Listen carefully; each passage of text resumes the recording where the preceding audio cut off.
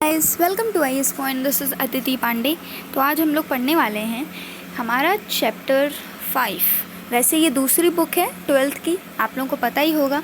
Class 12th में 3 books हैं, first, second and third part. तो ये सेकेंड पार्ट का फर्स्ट चैप्टर है।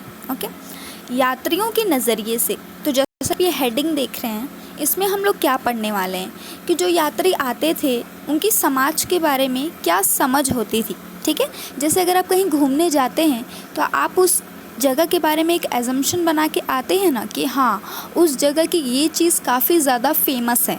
जैसे अगर आप बनारस आएंगे तो आप सोचेंगे अरे घाट पे तो ज़रूर जाएंगे, वहाँ बहुत अच्छी जगह है, मतलब ये जगह उस चीज़ के लिए फ़ेमस है। ठीक है, तो आप वही चीज़ें देखने आएंगे। अगर आप आगरा जाते हैं तो आप ताजमहल देखने जाएंगे। अगर आप दिल्ली जाते हैं तो आप वहाँ की स्पेशल चीज़ें देखने जाएंगे। अगर आप मुंबई जाते हैं तो अमिताभ बच्चन का घर और वड़ा पाव खाने जाएंगे। ठीक है, तो बिल्कुल इसमें हम वही जानेंगे, लेकिन हाँ, हम इसमें हिस्ट्री की बात करेंगे, हम इसमें आज की बात तो नहीं करेंगे। और इसमें क्वेश्चन किस टाइप के आ सकते हैं, देखिए इस पर मेंटल एबिलिटी के क्वेश्चंस बहुत आएंगे। अब आप सोच रहे होंगे मेंटल एबिलिटी के क्वेश्चंस कैसे आ सकते हैं, तो इसका मतलब ये है कि ये हिस्ट्री में पूछा गया है, बट इसमें अभी के कुछ रिलेटेड क्वेश्चंस आ जाएंगे, और नहीं तो कुछ क्वेश्चन में आप इसे एज अ इन्फॉर्मेशन रिलेट कर सकते हैं। ठीक है, बाकी एकदम डायरेक्ट नहीं पूछ देगा कि यात्रियों का नज़रिया क्या है। हाँ, लेकिन ये पूछ सकता है कि इंडिया में इन्वेस्टमेंट हो रही है, मतलब इन्वेस्टमेंट अगर इंडिया बढ़ाना चाहता है तो उसे क्या करना चाहिए। अगर इंडिया चाहता है कि जो बाहरी देश हैं वो हमारे देश में आके इन्वेस्ट करें, अपना पैसा लगाएं, अपना बिजनेस बनाएं, जिससे कि हमें भी प्रॉफिट होगा, तो हमें क्या करना चाहिए। तो ऑब्वियस सी बात है, हमें इंफ्रास्ट्रक्चर को बहुत अच्छे से बिल्ड करना होगा।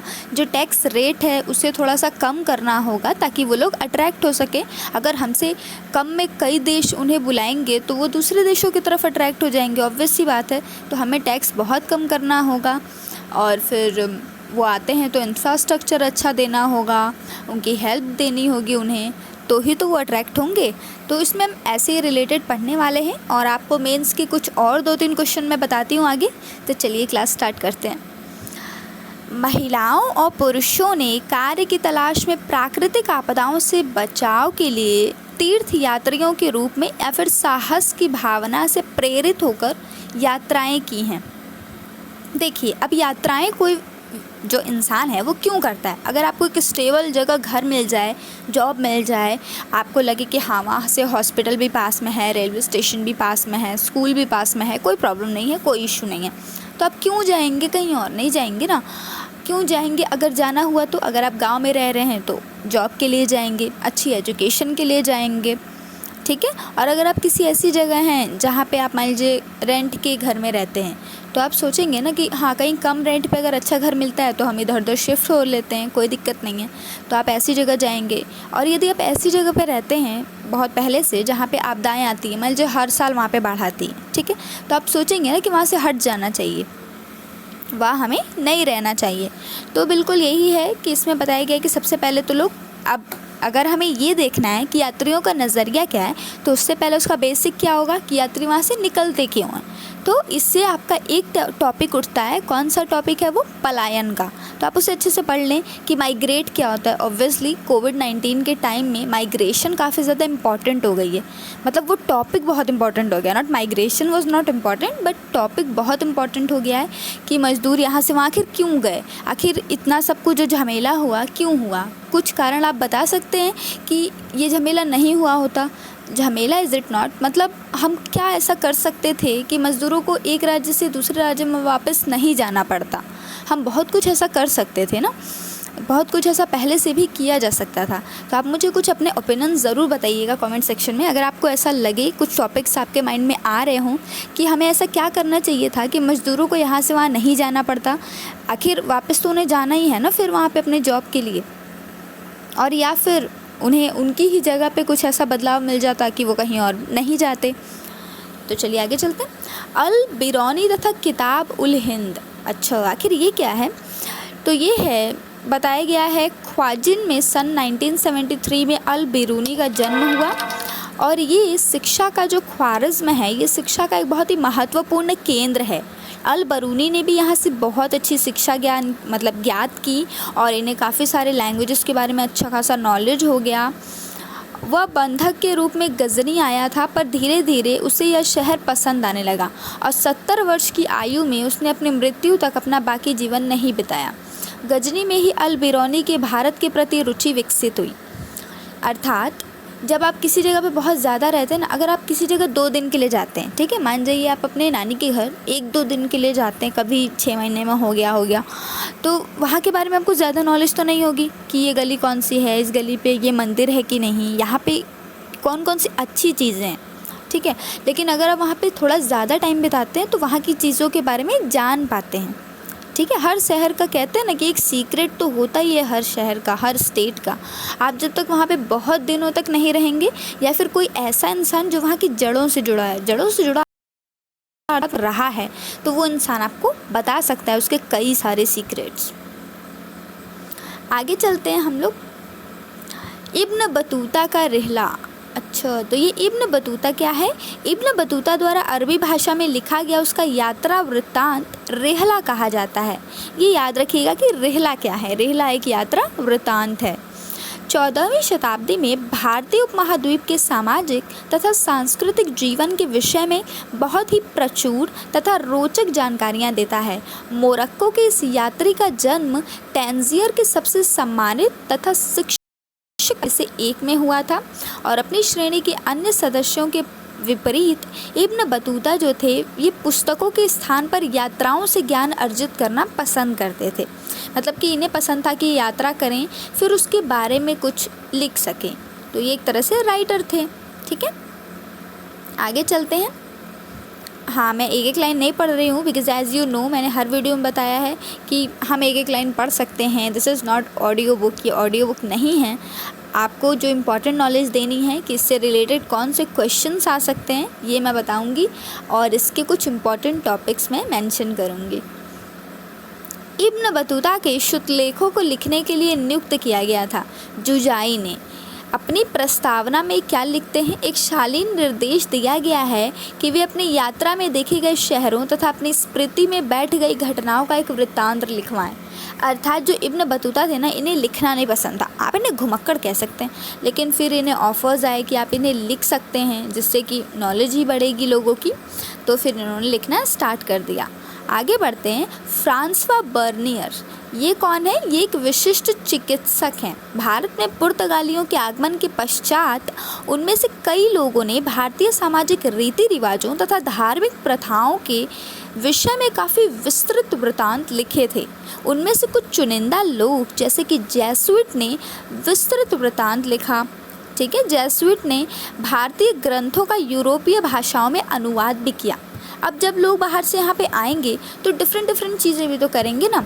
जैसे अगर आप कहीं जाते हैं, ठीक है, और वहाँ आप अपने रिश्तेदार के यहाँ गए, आपने देखा कि उसे बहुत ज़ुकाम हुआ है, तो आप उसे अपना एक घरेलू नुस्खा बताएंगे ना कि अरे पता है अगर ज़ुकाम हो तो काली मिर्च और उसे कूट के अच्छे से शहद के साथ खा लोगे तो सही हो जाएगा। तो ये एक इलाज वहाँ पे चला गया, ठीक है। और आप अब वहाँ गए तो वहाँ की चीज़ों को आपने देखा कि ये तो बहुत सुंदर चीज़ें हैं।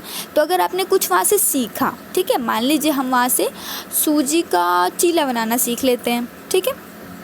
अब हम उस चीलों को यहाँ लेके आए, और यहाँ पे कैसे बनता है, मतलब जहाँ हम रहते हैं वहाँ पे बहुत चटपटी चीज़ें बनाई जाती हैं, ठीक है। तो उसमें हमने चाट मसाला वसाला डाल के खूब अच्छे से और उसके टेस्ट को इंक्रीज़ कर दिया, ठीक है। तो हमने वहाँ से कुछ चीज़ें सीखी, फिर आके उसमें हमने थोड़ा सा इम्प्रूवमेंट और कर दिया और उसे अपना वाला मतलब टेस्ट दे के फिर उसे अच्छा बना दिया।